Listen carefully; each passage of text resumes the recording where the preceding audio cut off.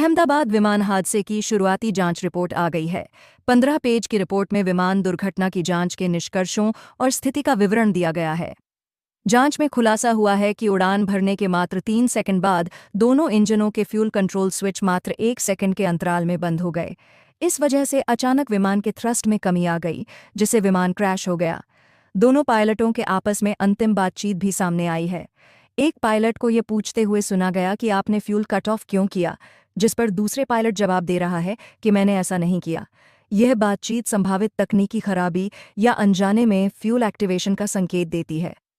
Flight data से पता चलता है कि इंजन 1 के लिए रिलाइट का प्रयास ऑटोमेटिक रूप से किया गया और सफल रहा, लेकिन इंजन 2 कई बार फ्यूल के रीएंट्री के बावजूद ठीक होने में विफल रहा।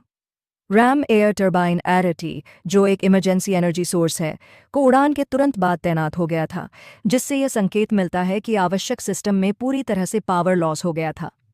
विमान के एयरपोर्ट की परिधि के बाहर इमारतों से टकराने से कुछ सेकंड पहले ही एक मेडे कॉल किया गया था।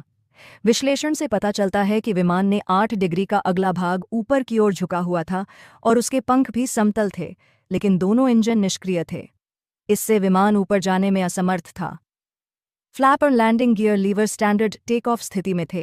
थ्रस्ट लीवर दुर्घटना के बाद निष्क्रिय अवस्था में पाए गए, हालांकि वे उड़ान के दौरान टेक ऑफ थ्रस्ट पर थे। इससे इन फ्लाइट कट ऑफ की पुष्टि होती है। विमान ने कई इमारतों और संरचनाओं को टक्कर मारी, साथ ही इंजन, विंग और लैंडिंग गियर जैसे हिस्से बीजे मेडिकल कॉलेज हॉस्टल के पास बड़े दुर्घटना क्षेत्र में बिखर गए।